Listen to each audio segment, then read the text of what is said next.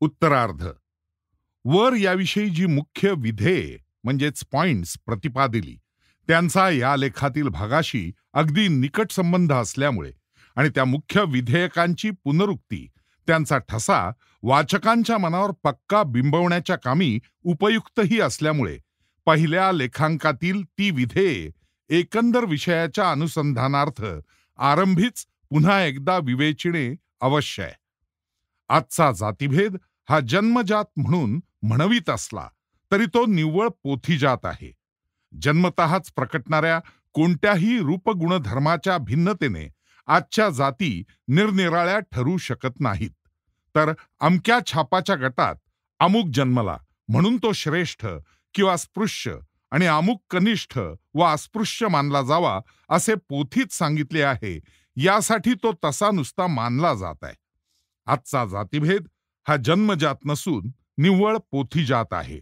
आजच्या जातीभेदाची ही जन्मजात म्हणून नुसती मानल्या गेलेल्या उच्च नीचतेची विषारी नांगी मोडून टाकली गेली की मग त्या जाती वा उपजाती नुसत्या नावाने आणखी काही काळ जरी अशाच राहिल्या तरी मोठीशी हानी होणार नाही. कुळाचे आडनाव जसे भिन्न भिन्न असते, परंतु त्या कुळाला प्रत्यक्ष गुणाने उपार्जिल्या वाचून कोणताही अधिकार भोगता येत नसल्यामुळे त्या भिन्न नावाच्या गटांमुळे जसा कोणताही परस्पर मत्सर वा राष्ट्रीय विघटना आज होऊ शकत नाही, तशीच ब्राह्मण, क्षत्रिय, साळी, माळी, महार, चांभार प्रभृती विभिन्न नावे त्या जातीच्या गटांची यापुढेही जरी चालली आणि जरी त्यांच्या विशिष्ट परिषदा, संघ, सण किंवा संस्कार जातवारीने यापुढेही चालत राहिले तरीही त्यांना प्रत्यक्ष व्यवहारात कोणतेही हक्क प्रकट गुणांवाचून उपभोगता आले नाहीत. तर आणि जर यच्चयावत अधिकार नि व्यवसाय सर्व जातीत समानतेने उघडलेले असले तर अशा घरगुती गटांनी राष्ट्रीय संघटनेची हानी होण्याचा संभव म्हणण्यासारखा उरणार नाही. उलट अपरिहार्य म्हणून उरणाऱ्या या अशी नांगी तोडलेल्या जातवार गटांचा उपयोगही राष्ट्रीय संघटनेला तसाच करून घेता येईल की जसा तालुका, जिल्हा, इलाखा प्रभृती भौमिक गटांचा उपयोग राज्याच्या संघटनेला करून घेता येतो. ज्ञाती परिषदाही राष्ट्रीय दृष्ट्या विघटक न होता संघटकही होऊ शकतील जर त्या परिषदा नि ज्ञातीय संस्था खाली दिलेली मुख्य सूत्रे आपल्या मूळ उद्देश पत्रिकेत 2 ध्रुवाप्रमाणे आढळपणे अंकिततील. प्रत्येक ज्ञाती परिषदेची पहिली प्रतिज्ञा, पहिले सूत्र हे असले पाहिजे की आम्ही कोणत्याही इतर ज्ञातीस केवळ जन्मामुळेच जन्मतःच हीनतर मानत नाही वा उच्चतर मानत नाही. आणि दुसरी प्रतिज्ञा ही की आमच्या जातीतील व्यक्तीस जे गुण प्रकटपणे नि प्रत्यक्षपणे आढळून येतील त्यावरून आमची पात्रता ठरवली जावी. आम्हास अधिष्ठान मिळावे. इतरांप्रमाणेच त्या आमच्या गुणाचे चीज व्हावे. इतरांप्रमाणे त्या गुणांच्या संपादनास नि संवर्धनास आम्हासही मोकळीक असावी. पण प्रत्यक्ष गुणांच्या कसोटीतून निराळ्या असे कोणत्याही पक्षपाती पोथीजात ज्ञातीनिष्ठेच्या वशिल्याने इतर कोणतेही न्याय्य अधिकार लुबाडण्याची आमची मनीषा नाही. प्रत्येक जातीसंघाने या 2 स्पष्ट प्रतिज्ञांच्या पायावर आपली ज्ञाती संघटना केली असता ती इतर ज्ञातीच्या हानीस कारण होणार नाही. इतकेच नव्हे तर त्या 2 सूत्रांच्या कक्षेत येणाऱ्या त्या जातीची शिक्षण, आरोग्य, शक्ती, संपन्नता, सहकार्याची वाढ ही आपल्या अखिल हिंदू राष्ट्राच्या संघटनेस सहाय्यकही होण्याचा पुष्कळच संभव आहे. जन्मजात कुलांचे गट जसे असतात तसेच हे जन्मजात जातीचे गटही आपल्या हिंदू राष्ट्राच्या विघटनेसच आजच्यासारखे कारणीभूत न होता संघटनेसही सहाय्यक होतील. आमच्या राष्ट्रीय महासेनेच्या त्या निरनिराळ्या उपसेना आपल्या परंपरांच्या छावण्यातून गटागटांनी संघटित नि सज्ज होत राहिल्या तर ते फारसे अनिष्ट नाही. राष्ट्रीय ध्वजाखाली राष्ट्रीय ध्येयासाठी राष्ट्राचे रणशृंग फुंकले जाताच त्या त्या उपसेना झटकन एकत्र करून त्या महासैन्याच्या सुसंगत हालचाली करण्यास ही त्यांची गटागटांनी केलेली पूर्वसज्जता उपयोगी पडल्या वाचून राहणार नाही. जोवर ह्या जाती मोडल्या जात नाहीत तोवर त्यांच्या विभिन्न परंपरेच्या आवडीनिवडीचा संघर्ष नि विरोध कमीत कमी हानिकारक करवून घेण्याचा आजच्या परिस्थितीत जो एकच मार्ग आहे तो वरील 2 सूत्रे हाच होय. या दृष्टीने पाहता रत्नागिरीच्या चित्पावन संघाचे उदाहरण काहीसे उल्लेखनीय आहे. या संघाने आपल्या उद्देश पत्रिकेत ही वरील 2 सूत्रे गोवली असून नुकत्याच झालेल्या त्यांच्या वार्षिक साधारण सभेतही त्यांचा सबळ पुरस्कार केलाय. हा ज्ञातिसंघ आपल्या हिंदू राष्ट्राच्या कोणत्याही ज्ञातीस केवळ जन्मतःच उच्च वा नीच मानित नाही. प्रत्यक्ष प्रकट होणाऱ्या गुणावगुणांवरूनच ज्याची त्याची पात्रता ठरवली जावी आणि कोणत्याही ज्ञातीस वा व्यक्तीस अंगी ते प्रकट गुण नसता केवळ जन्माच्या वशिल्यानेच कोणतेही विशिष्टाधिकार वा विशिष्ट हानी भोगता येऊ नयेत वा भोगावी लागू नये असेच या संघाचे ब्रीद आहे, अशी ग्वाही त्या संघाच्या बहुतेक वक्त्यांनी त्या सभेत जी दिली ती स्तुत्य आहे. जर तो संघ त्याचे हे लिखित ब्रीद तितक्या प्रामाणिकपणे व्यवहारातही उतरविल आणि वैश्य, सारस्वत, मराठा, भंडारी प्रभृती ज्ञाती संघही जर तेच ब्रीदवाक्य शिरोधार्थ करतील तर या ज्ञाती परिषदा नि ज्ञाती संघ अखिल हिंदू राष्ट्राच्या राष्ट्रीय विघटनेस कारणीभूत होण्याचे भय फारसे उरणार नाही, तर उलट हिंदू संघटनेच्या महत्कार्यास ते झाल्यास उपकारकही होऊ शकतील. जन्मजात जातीभेदाचे 4 पाय. तेव्हा आज हिंदू राष्ट्रास अत्यंत अपायकारक झालेल्या जन्मजात जातीभेदाचा उच्छेद करण्यासाठी आपणास केवळ मानीव असलेल्या या पोथीजात उच्च नीचतेला उचलून धरणाऱ्या आणि व्यक्तीच्या प्रत्यक्षनी प्रकट गुणांचा विचार न करता तिला कोणते तरी विशिष्ट अधिकार वा विशिष्ट हानी चिकटवणाऱ्या ज्या ज्या रूढी प्रचलित आहेत त्यांचे उच्चाटन आपणास केले पाहिजे. अशा रूढीत अत्यंत प्रबळ, व्यापक नि हिंदू राष्ट्राच्या संघटनेस मूलतःच घातक होणाऱ्या रूढी 4 आहेत. त्या म्हणजे व्यवसायबंदी, स्पर्शबंदी, रोटीबंदी आणि बेटीबंदी. 1. व्यवसायबंदी. तोडण्यासाठी आज काय काय केले पाहिजे याची सविस्तर चर्चा मागील लेखांकात केली आहे. जन्मजात जातीभेदाचा अत्यंत प्रबळ आधार ही व्यवसायबंदीची रूढीच होती, पण हिंदू राष्ट्राच्या सुदैवाने ती आज आधीच जवळजवळ उच्छिन्नलेली आहे. वाटेल त्या जातीच्या मनुष्यास आज वाटेल तो व्यवसाय करता येतो. त्यात त्याच्या गुणानुरूप त्यास प्रतिष्ठाही मिळते. निर्बंधाची म्हणजे कायद्याची त्याला कोणतीही अटक नाही. इतकेच नव्हे तर अगदी थोडे अपवाद वगळल्यास त्याला त्याच्या जातीचीही आडकाठी उरली नाही.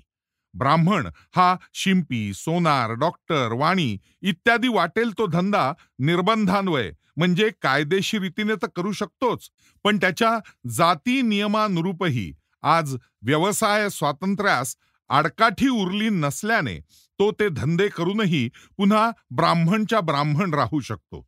तीच स्थिती इतर वर्णांची. पूर्वास्पृश्याविषयीही निर्बंधाची अटक उरलेली नाही. आज कोणताही अस्पृश्य कोणताही स्वतंत्र धंदा करू लागला, वाणी, सुतार, डॉक्टर, बॅरिस्टर, शिक्षक झाला तरी जातीच्या निमित्ताने निर्बंध म्हणजेच कायदा त्यास अडवित नाही.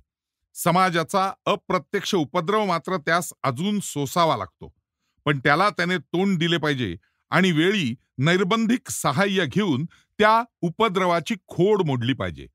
व्यवसायबंदी आज तर खरोखर कुठे तुटली नसली तर ती भट नि भंगी या 2 धंद्यातच काय ती होय. त्यातही निर्बंध आड येत नाही, पण रूढी येते. या 2 अपवादास उच्छेदिणे एवढेच काय ते सुधार कार्याचे कार्य व्यवसायबंदी तोडण्याचे प्रकरणी उरलेले. ते त्यांनी केलेच पाहिजे आणि त्यांनीच केले पाहिजे. पैकी भंग्याच्या धंद्याचे एकत्व म्हणजेच मोनापोली तोडण्याचे 2 उपाय. 1 हा की भंग्यास प्रत्येक प्रसंगी सन्मानाने वागवावे, त्यास हेतुतः प्रकटपणे बरोबर हातात हात घालून हिंडावे. आपल्या घरी सर्वसाधारणपणे स्पृश्य येतात तेथवर भंग्यासही बेखटक येऊ द्यावे.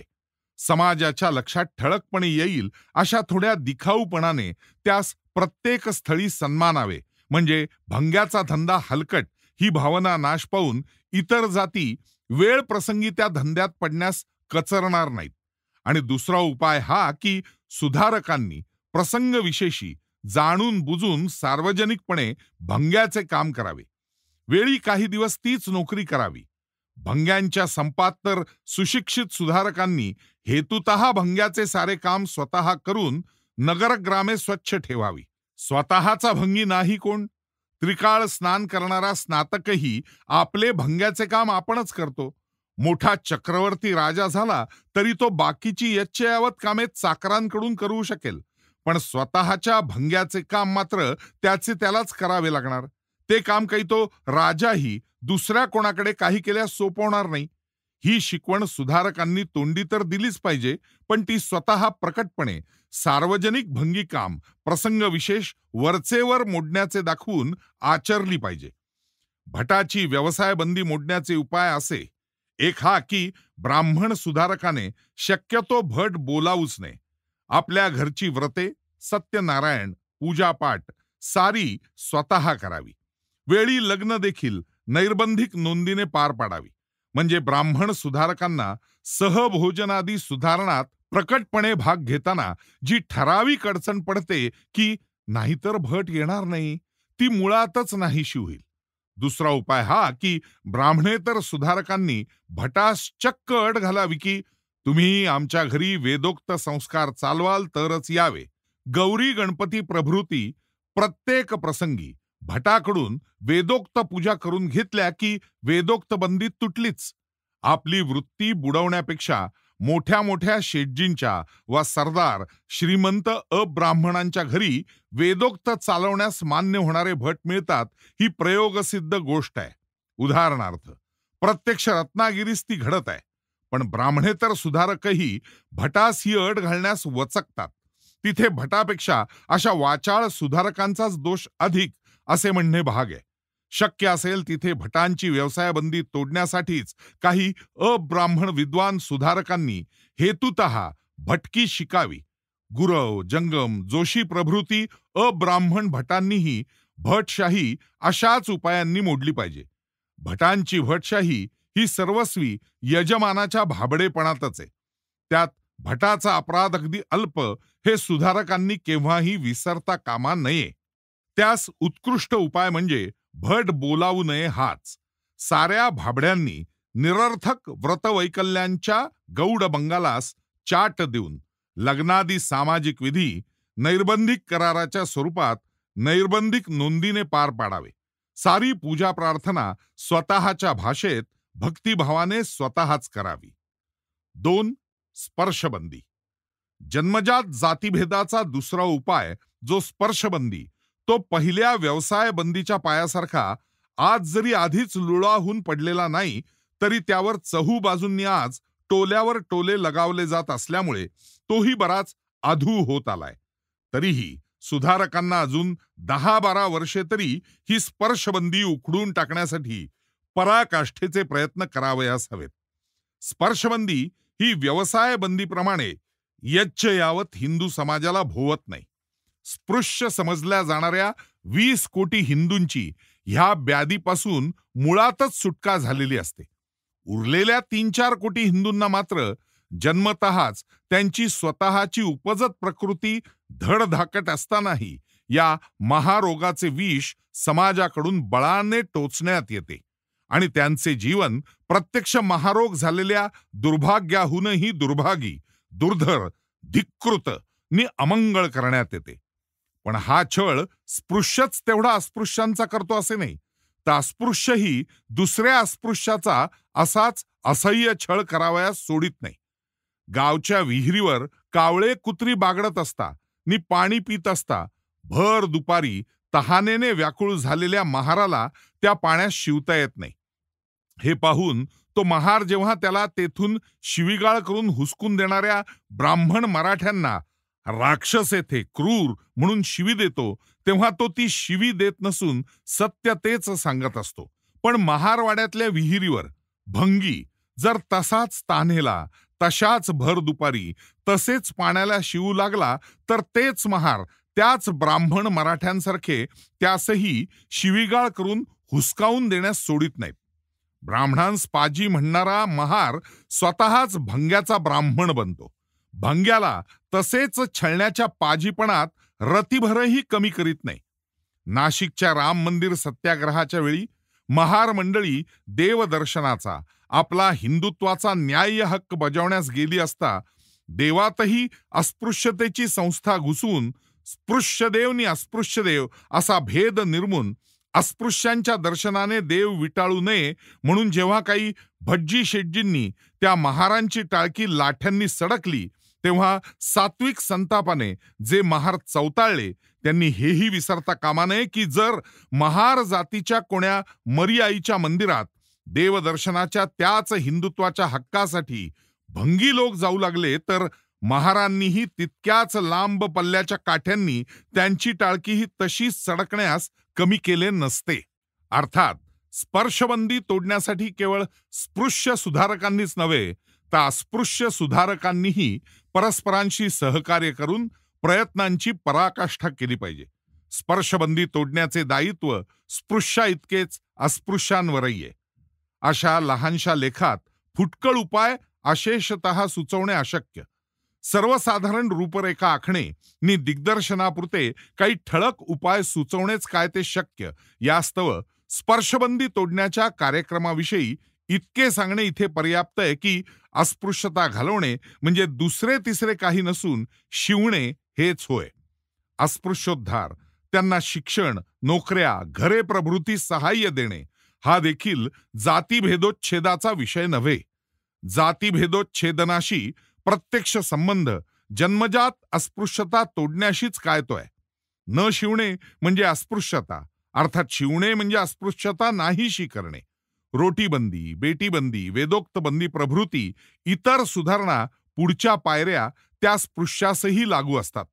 अस्पृश्यांचा गट स्पृश्य केला की स्पर्शबंदी तुटली. अर्थात इतर नाना अल्पसंबद्ध व असंबद्ध प्रश्नांची ह्या प्रश्नांशी गुंतागुंत केल्याने स्पर्शबंदीची जी बेडी तोडणे एका बाजूने इतके दुर्घट कार्य वाटते, तेच दुसऱ्या बाजूने इतके सोपे होऊन बसते.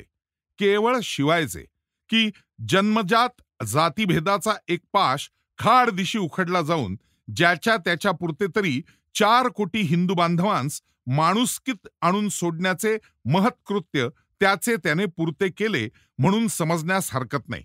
तरी रे हिंदू संघटका, उठ नि दुसरे कोणी काय हवे ते करो. तू तुझ्यापुरते या घटकेपासून हे व्रत धर की जे बोट कुत्र्या मांजरांस मी लावतो, ते बोट मी माझ्या अस्पृश्य धर्मबंधूस माणसास प्रत्यही लावल्या वाचून अन्न ग्रहण करणार नाही. म्हण शिवेन. आणि कोणत्या तरी अस्पृश्य धर्मबंधूस प्रत्यही प्रकटपणे शिवून सगळ्यांना दाखीव की तुझ्यापुरते तू अस्पृश्यतेच्या पापापासून हिंदू जातीस मुक्त केल्याचे पुण्य जोडलेस. सर्वसाधारण स्पृश्याला घरात आपण जितके येऊ देतो तितके अस्पृश्यांस येऊ द्यावे. ज्यांची भाड्याने देण्याची घरे असतील त्यांनी स्पृश्यांप्रमाणेच ती अस्पृश्यांनाही भाड्याने द्यावीत. ज्याच्या स्वतःच्या विहिरी असतील त्यांनी त्या स्पृश्या इतक्याच अस्पृश्यांना उघडाव्या. जाणून बुजून प्रदर्शनास्तवच महार, भंगी प्रभृती धर्मबंधूस हातात हात घालून साधेल तितक्या वेळा मार्गाने बाजारात, यात्रेत प्रकटपणे हिंडावे. थोडक्यात म्हणजे जो कोणी अस्पृश्य भेटेल त्याला स्पृश्य समजूनच ते व्यवहार त्याच्याशी दिवसातून एकदा तरी प्रकटपणे सगळ्यांदेखत केल्या वाचून संध्याकाळ उलटू नये. अस्पृश्य सुधारकाने त्याच्या खालच्या अस्पृश्यास तसेच व्रत धरून एकदा तरी दिवसातून स्पृश्यत्वाचा अधिकार देऊन शिवावे. चांभाराने धेडास, महाराने भंग्यास. संघटक सुधारकांपैकी जर प्रत्येक जणाने बोल घेवडेपणा सोडून असा करघेवडेपणा प्रत्यही आचरला, आपल्या पुरते तरी अस्पृश्यांस पूर्वास्पृश्य करून सोडले, तरी देखील 10 वर्षाच्या आत अस्पृश्यतेचा मागमूस देखील साऱ्या समाजात आढळून येणार नाही. इतकी संघटक सुधारकांची संख्या आजही पुष्कळ झालेली आहे. अस्पृश्य सुधारकांनी आणखी एक व्रत व्यक्तिशः स्वीकारले पाहिजे. आज निर्बंधाने अनेक शाळा, कचेऱ्या, धर्मशाळा, विहिरी, वाहने प्रभृती सार्वजनिक स्थानी अस्पृश्यतेचे उच्चाटन केले. त्या साऱ्या नैर्बंधिक म्हणजेच कायदेशीर सवलतीचा प्रत्यक्ष उपयोग प्रत्येक अस्पृश्य सुधारकाने हटातटाने करून त्या आत्मसात केल्या पाहिजेत. ही गोष्ट सध्या त्यातल्या त्यात सहज आहे, कारण त्यात निर्बंधाचे सहाय्य सुधारकांच्या बाजूस आहे. या कामी श्रीयुत राजभोज बोर्डाच्या विहिरीवर अस्पृश्यांकडून प्रत्यक्षपणे पाणी भरवण्याची जी खटपट करतात आणि नागपूर प्रभृती प्रांती निर्बंधानुरूप उघडलेल्या तलाव प्रभृती स्थानांचा प्रत्यक्ष उपयोग करून घेण्याचा पायंडा जो तिकडील अस्पृश्य पुढारी चढाई करून वेळी सत्याग्रहानेही पार पाडित आहेत, तो प्रत्येक अस्पृश्याने जिकडे तिकडे अनुकारिला पाहिजे. परंतु आज जे हे नैर्बंधिक अधिकार अस्पृश्यास मिळालेले आहेत, त्या सर्वात अत्यंत परिणामकारक अधिकार म्हणजे शाळातून मुले सरमिसळ बसवण्याचा होय. हा अधिकार प्रत्येक अस्पृश्याने तलाव विहिरी प्रभृतीच्याही आधी बजावावा. मुले प्रत्येही शाळेत स्पृश्यास्पृश्य भावना विसरावयास शिकली की पुढच्या पिढीला धोबी प्रभृतीप्रमाणेच महारभंगीही पूर्णपणे निसहजगत्या स्पृश्य वाटणारच वाटणार. केवळ सवयीच्या बळे ते अस्पृश्य केव्हा तरी होते ह्याची आठवणही बुजेल. लहानपणापासूनच सरमिसळ खेळीमेळीने वागत आल्याने स्पृश्य मुलांशी खोत, वकील, शेटजींच्या मुलांशी बरोबरीने प्रत्येही मांडीस मांडी भिडवून बसत आल्याने अस्पृश्य मुलांची राहणी सुधारते आणि अनेक प्रसंगी बुद्धीच्या चढाओढीत अस्पृश्य मुलांचा क्रमांक ब्राह्मणादिकांहूनही वर लागला असल्यामुळे एका बाजूस अस्पृश्यांचा आत्मविश्वास वाढतो, दुसऱ्या बाजूस स्पृश्यांचा अहंकार घटतो. आज शाळेत अस्पृश्य मुले सरमिसळ बसू लागली की उद्या आपणहून त्या अस्पृश्यांचे पूर्वास्पृश्य झालेच म्हणून समजावे. पुन्हा शाळातून सरमिसळ बसण्याचे कामी सरकारी निर्बंध म्हणजेच कायदा अस्पृश्यांचे बाजूसच असल्याने मंदिर प्रवेशापेक्षाही अधिक परिणामकारक असताही हा उपाय अधिक सहज साध्य ठरतो. यास्तव मंदिर प्रवेशाचा प्रश्न सध्या दुय्यम समजावा, शाळा प्रवेशाहून तरी. कारण मंदिराविषयी वहिवाट, वैयक्तिक मत्ता इत्यादी प्रत्येक प्रकरणी निर्बंध म्हणजेच कायदा अस्पृश्यांच्या उलट जाणार हे ठरलेले. मंदिर प्रवेशाच्या प्रश्नावर चढाई करून त्यास सुरुंग लावण्याचा, कमीत कमी विरोधाचा आणि जास्तीत जास्त परिणामाचा मार्ग म्हणजे रत्नागिरीच्या पतित पावन मंदिरासारखे एक एक अखिल हिंदू देवालय जाती निर्विशेष समानतेच्या पक्क्या पायावर प्रतिनगरी स्थापणे, तेच यशस्वी करून दाखवणे हाच होय. जुनी मंदिरे धडाधड उघडलीच पाहिजेत, उघडणारच, पण ती त्यांच्यावर समोरून चढाई करून नव्हे, तर अखिल हिंदू देवालयांचा वा धर्मालयांचा सुरुंग त्याने मर्मस्थानीच भरून त्याच्या धडाक्यासरशी समाजाच्या भावनेतच क्रांती घडवल्याने होय. यावर्षी पुढे मागे रत्नागिरीच्या जात्युच्छेदक आंदोलनाच्या प्रयोगाची प्रत्यक्ष फलश्रुती आम्ही एका लेखात स्वतंत्रपणे सांगू इच्छितो. त्यात श्री पतित पावनासारख्या ह्या अखिल हिंदू संस्थेचे परिणाम ह्या प्रकरणी किती दूरवर होतात ते स्पष्टविले जाईलच. 3. रोटीबंदी.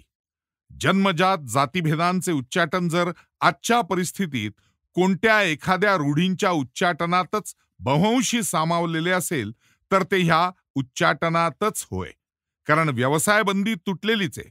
स्पर्शबंदी ही सर्व हिंदू समाजास लागू नसून अस्पृश्यांपुरतीच आहे. ती तुटतही आलीये आणि रोटीबंदी तुटून महाराबरोबर ब्राह्मण जर जेवू लागला तर तो स्पर्श करील की नाही हा प्रश्नच उरत नाही.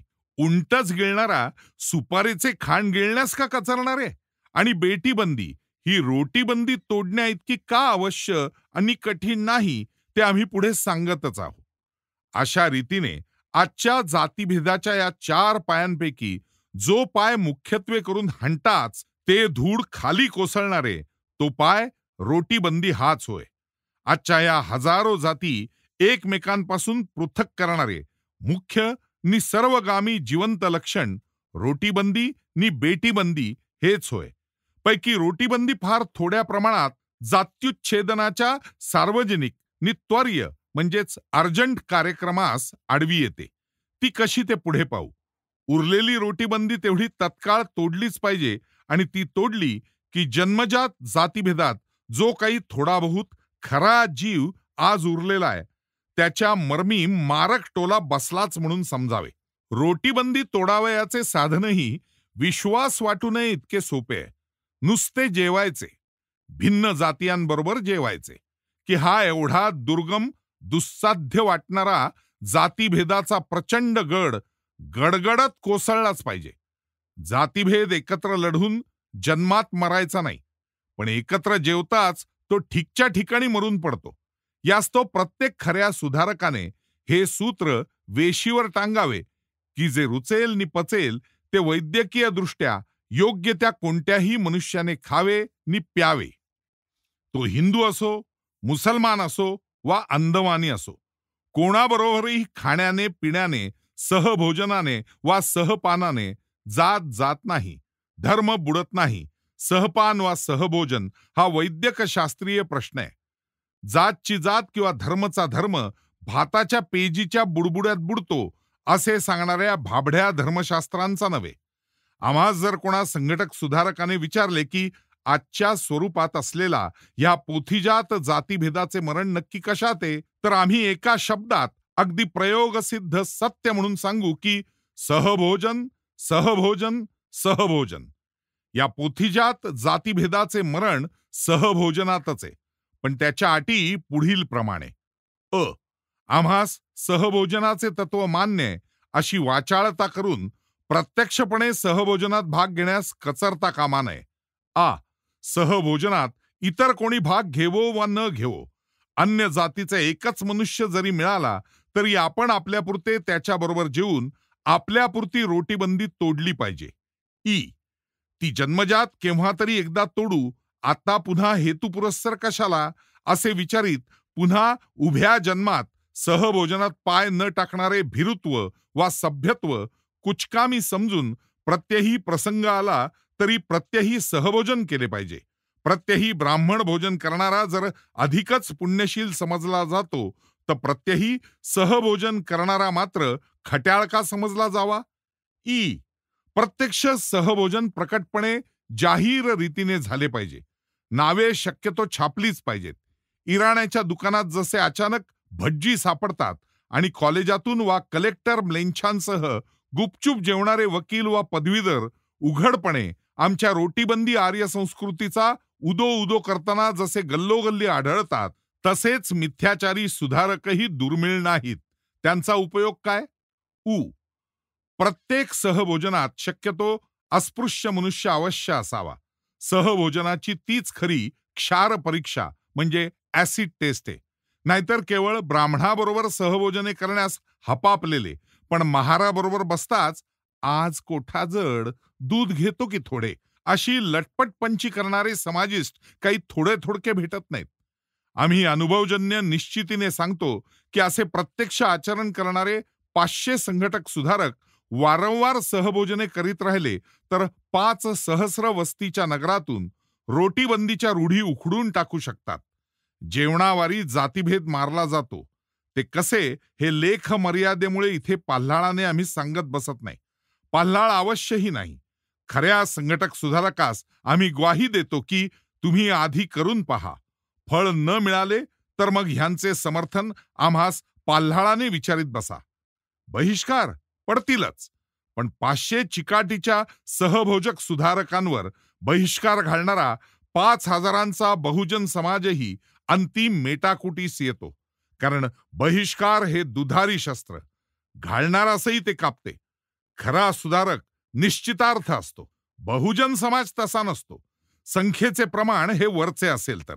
बहुजन समाजच या रोटीबंदी प्रकरणी तेवढे बोलायचे तर जर आज तितकासा मनपूर्वक विरुद्ध नसल्यामुळे त्रास सोसण्या इतका चिवट राहत नाही आणि शेवटी त्याची दृष्टी मरून त्यात त्याला काही विशेष चिडल्यासारखे वाटेनासे होऊन आगबोटीत विटाळ नाही हे शास्त्र जसे जन्मले, तसे सहभोजनाने जात जात नाही हे शास्त्रही न कळत उमसते पटते. 4. बेटीबंदी.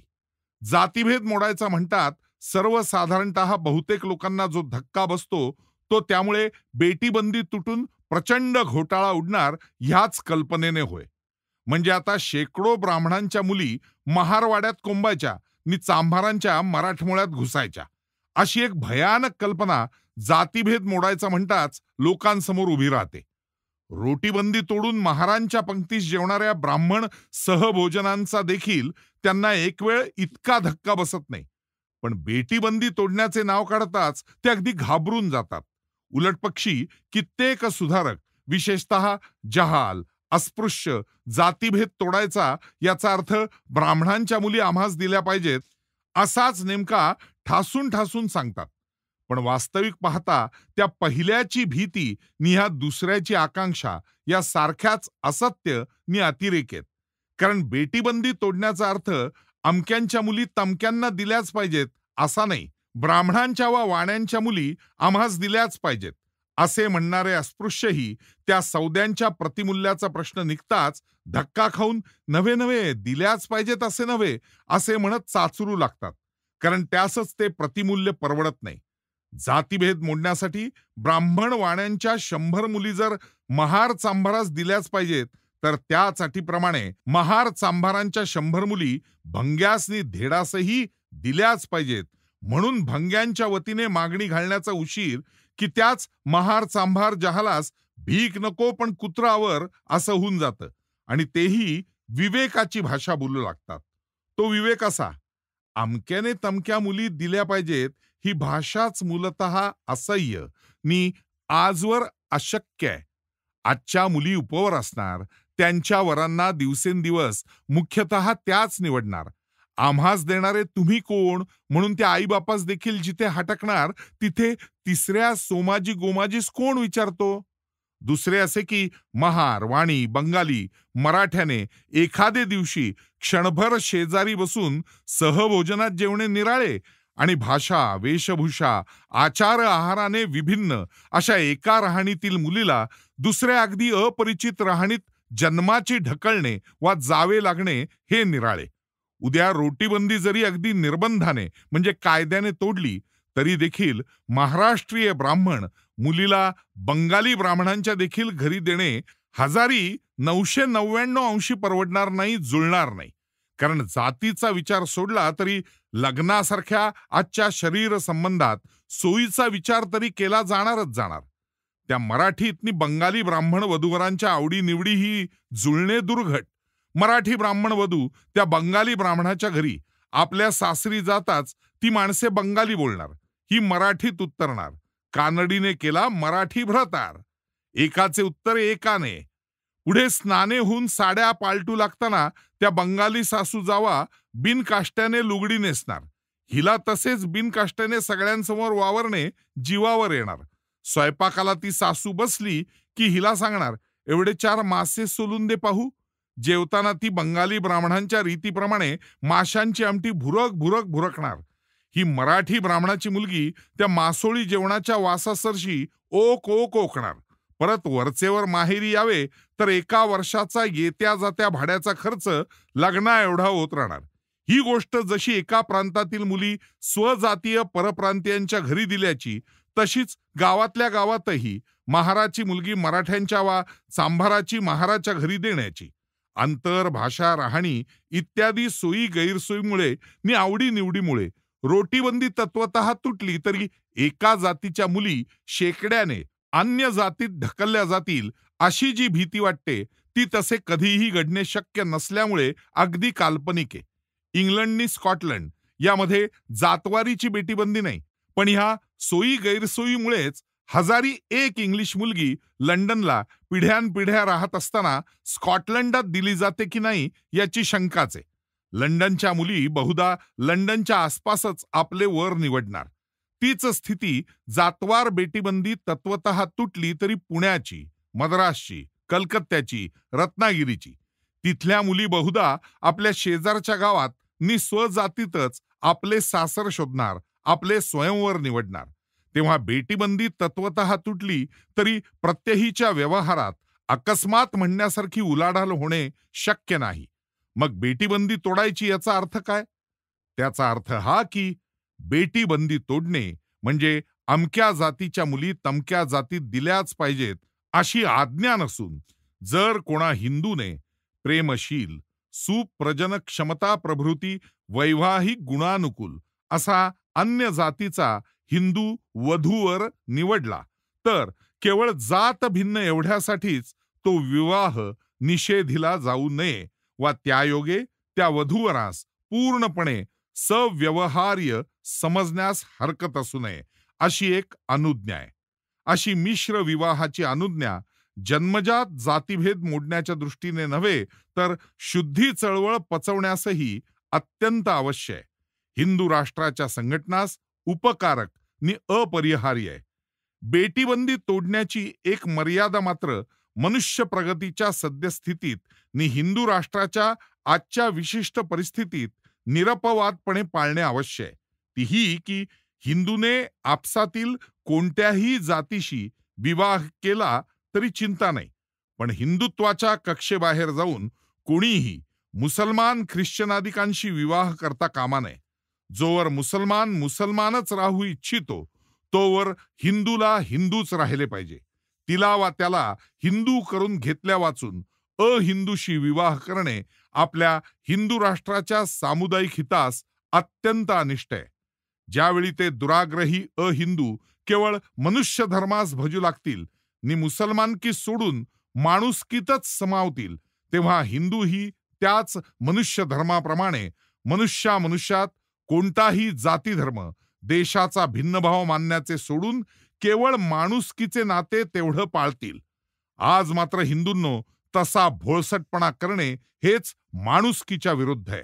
बॉम्ब गोळ्यांनी नव्हे, बुंदीच्या लाडवांनी. जर या दोन्ही लेखांकात दिग्दर्शिलेला कार्यक्रम पुढे ठेवून प्रत्येक संघटक सुधारक इतर कोणाची वाट न पाहता आपला आपण ह्या सुधारणास स्वतःच्या प्रत्यहीच्या आचरणात व्यवहारू लागेल, प्रत्यक्ष तसे करू लागेल, तर जन्मजात जातीभेद ज्या अर्थी तो मोडायचा आहे, त्या ह्या लेखात विशदिलेल्या अर्थी उच्छेदिणे फारसे दुर्घट नाही. ज्याच्या त्याच्यापुरता तरी जातीभेद आजच्याच तोडता येणार आहे. त्यातल्या त्यात त्याचा आजचा जिवंत चालता पाय जी रोटीबंदी, ती तर प्रत्येक सुधारकाने तत्काळ आणि सारखी तोडीत राहिले पाहिजे. सहभोजन हाच जातीभेदाच्या संबंधास गाडणारा प्रबळ मांत्रिक. नुसत्या शास्त्राधाराच्या एरंडाच्या गुऱ्हाळाने तर तो जातीभेद मरणार नाही, पण प्रत्यक्ष शास्त्राधाराच्या नैर्बंधिक सक्तीसही तो मारणे दुर्घट अनिष्टही. जसा मारावा तसा जर त्यास मारणे असेल, तर सुधारक तू तुझ्यापुरती रोटीबंदी तत्काळ तोडून टाक. किती सोपे हे साधन. ब्राह्मणनी महारांनी एकत्र बुंदीचे लाडू झोडावयाचे की जातीभेद मेलाच म्हणून समजा. जातीभेदाच्या ह्या अजिंक्य किल्ल्यास असाच शाप मिळालेला आहे की तू शतके बॉम्ब गोळ्यांच्या माऱ्यानेही ढासळणार नाहीस, पण शेवटी बुंदीच्या लाडवांचा मारा मात्र तुझा चक्काचूर उडवील.